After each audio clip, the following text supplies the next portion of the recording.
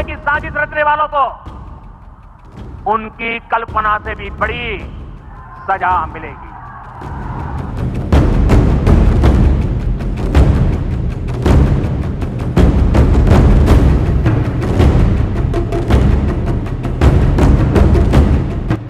दुनिया आज बारूद के ढेर पर खड़ी है। परमाणु हथियारों का खतरा एक गंभीर और खतरनाक चुनौती बन चुका है। इसे हल्के में नहीं लिया जा सकता, खासकर जब पाकिस्तान जैसे अस्थिर और अव्यवस्थित देश के पास ये परमाणु बम हो। ये सिर्फ भारतीय राजनीति के लिए नहीं, बल्कि विश्व की सुरक्षा के लिए भी एक बहुत बड़ा खतरा है। अब सवाल ये है, क्या होगा अगर ये खतरनाक हथियार कभी असलियत में इस्तेमाल हो जाएं, तो हम खुद को कैसे बचाएंगे?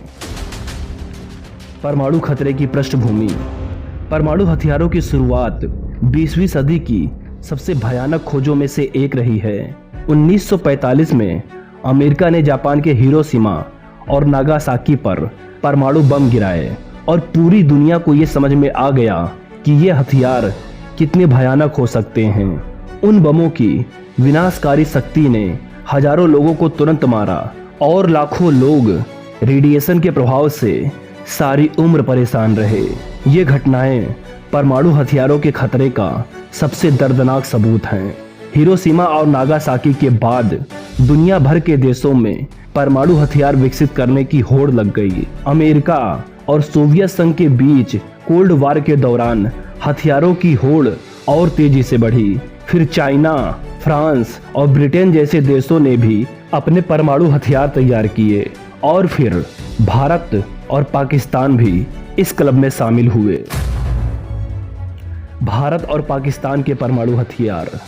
2025 तक भारत के पास लगभग 172 परमाणु बम हैं, जबकि पाकिस्तान के पास भी करीब 170 हैं। दोनों देशों के बीच कश्मीर विवाद की वजह से परमाणु युद्ध का खतरा कभी भी मंडरा सकता है और वर्तमान में तो ये और भी भयानक हो गया है। पाकिस्तान की मिसाइलें गलत और अनियंत्रित हाथों में हैं। परमाणु युद्ध के विस्फोट का प्रभाव। सोचिए, एक परमाणु बम का विस्फोट सूर्य के जितना तापमान पैदा कर सकता है। इस विस्फोट से निकलने वाली गर्मी हर चीज को जलाकर राख बना सकती है, चाहे वो इंसान हो, इमारत या फिर पेड़ पौधे। जो लोग विस्फोट के 2 किलोमीटर के पास होंगे वो तुरंत जलकर भस्म हो जाएंगे और जो 3 से 6 किलोमीटर के अंदर होंगे वो तेज रोशनी और आवाज की वजह से अंधे हो जाएंगे। बिल्डिंगें ढह जाएंगी और उनका शरीर पूरी तरीके से जलकर झुलस जाएगा। परमाणु हमले के बाद जो लोग बचेंगे उन्हें गंभीर स्वास्थ्य समस्याएं हो सकती हैं, जैसे त्वचा पर जलन, उल्टियां, दस्त, बालों का झड़ना और ब्लीडिंग जैसी समस्याएं। ये सब आम हो जाएंगी। इसके साथ ही मेंटल ट्रॉमा और डिप्रेशन भी बढ़ जाएगा। रेडिएशन का खतरा। परमाणु विस्फोट के बाद जो रेडिएशन फैलेगा वो बहुत खतरनाक होगा। रेडियो एक्टिव कण हवा में मिल जाएंगे जो कि शरीर के अंदर तक जाकर उसे नुकसान पहुंचा सकते हैं। इन कणों के कारण कैंसर, ल्यूकीमिया और जन्म दोष जैसी गंभीर समस्याएं हो सकती हैं। परमाणु सर्दी। विस्फोट के बाद जो काला धुआं और राख वातावरण में फैलेगा वो दुनिया का तापमान गिरा देगा और इसे परमाणु सर्दी कहा जाता है। ये अचानक गिरता हुआ तापमान कृषि पर बुरा असर डालेगा, जिससे पूरी दुनिया में खाद्य संकट पैदा हो सकता है। इससे फसलें बर्बाद हो सकती हैं और जलवायु परिवर्तन के कारण वर्षा का चक्र भी प्रभावित होगा। पाकिस्तान के परमाणु हमले से कैसे बचें?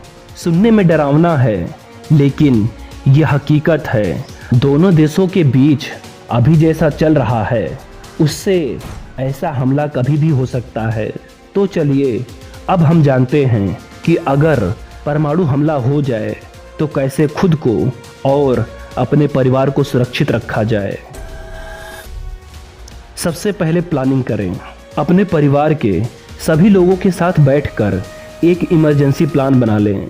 अगर अचानक न्यूक्लियर हमले का अलार्म बजे तो सभी को मालूम होना चाहिए कि कहाँ मिलना है। ध्यान रखिए, हमले के बाद फोन के नेटवर्क काम नहीं कर सकते, इसलिए मिलने का एक निश्चित स्थान जैसे कोई सुरक्षित बिल्डिंग या घर तय कर लें। इमरजेंसी किट तैयार रखें। एक ऐसा बैग हमेशा तैयार रखें जिसमें जरूरी का सामान हो। इसमें टॉर्च, बैटरी, पैक्ड खाना, पानी, दवाइयाँ, मास्क, दस्ताने और कुछ नगद पैसे।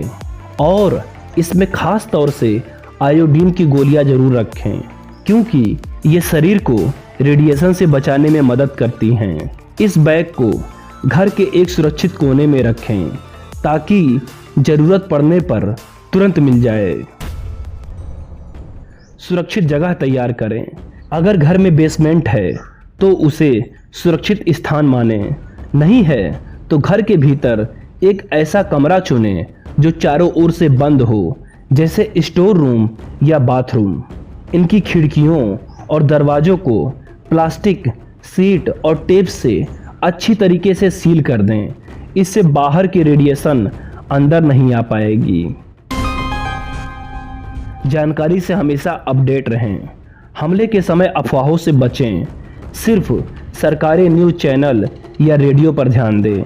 वहां से मिलने वाले निर्देशों का पालन करें। सोशल मीडिया पर आई जानकारी पर भरोसा न करें, क्योंकि अफवाहें डर और दर्द पैदा कर सकती हैं। इन तैयारियों से आप परमाणु हमले जैसी कठिन परिस्थितियों में भी पेशेंस और सुरक्षा बनाए रख सकते हैं। खुद को और अपने परिवार को सुरक्षित रखने के लिए ये छोटे छोटे स्टेप्स बहुत काम आएंगे। हमला हो जाने पर क्या करें? अगर आप बाहर हैं और अचानक धमाका होता है तो सबसे पहले जमीन पर लेट जाएं। चेहरे को दोनों हाथों से ढक लें और आंखें बंद कर लें। इससे गर्मी और चमक से बचाव होगा।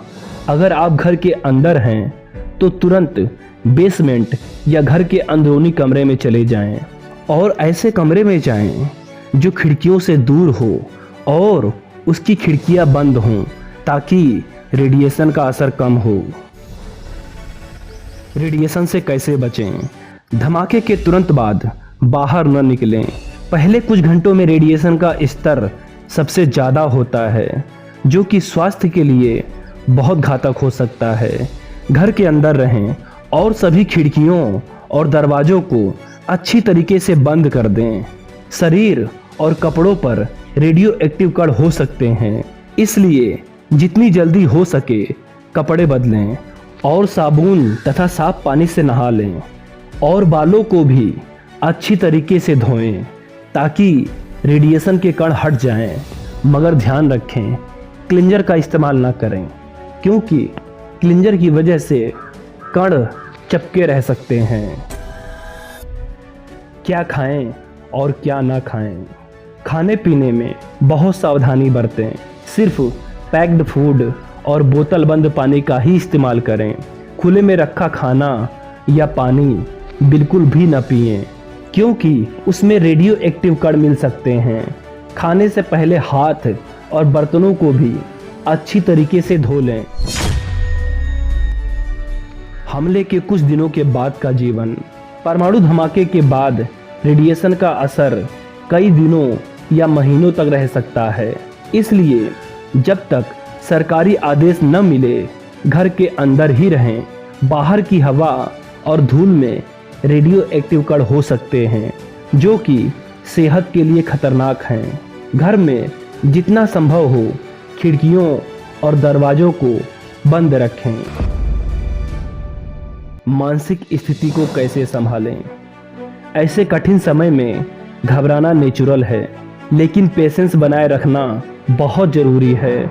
अपने परिवार के साथ रहें, एक दूसरे को हिम्मत दें। बच्चों का खास ख्याल रखें, क्योंकि वो ज़्यादा डरे हुए हो सकते हैं। उन्हें व्यस्त रखने की कोशिश करें, उन्हें कहानियाँ सुनाएं या कोई खेल खेलें। तनाव कम करने के लिए एक दूसरे से बात करते रहें और पॉजिटिव रहें। ये समय भी बीत जाएगा। सरकार और बचाव दल को आपके इलाके तक पहुंचने में वक्त लग सकता है, इसलिए ध्यान से सरकारी निर्देशों का पालन करें। रेस्क्यू टीम के आने तक खुद से बाहर निकलने की गलती न करें। अगर कोई मदद मांगने आए तो पहले उसकी पहचान कर लें और सिचुएशन को समझ लें। अगर उसको रेडिएशन का ज़्यादा इफेक्ट पड़ा है तो उससे दूर रहें, वरना सभी लोग चपेट में आ जाएंगे।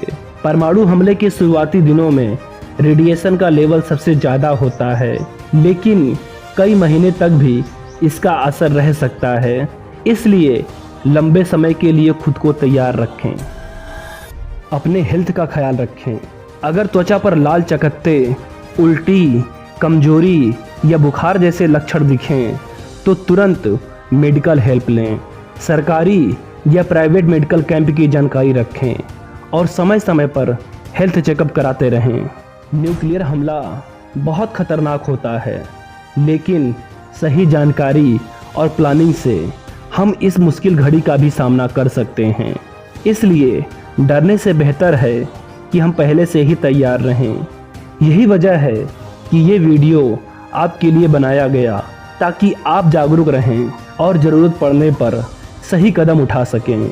परमाणु बम का असर सिर्फ उस क्षेत्र तक सीमित नहीं रहता, बल्कि पूरी मानवता पर संकट ला सकता है।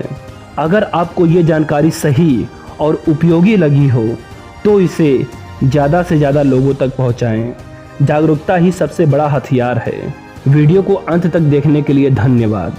इसी तरह की और जानकारी के लिए हमारे चैनल को सब्सक्राइब करें और अपडेट होते रहें।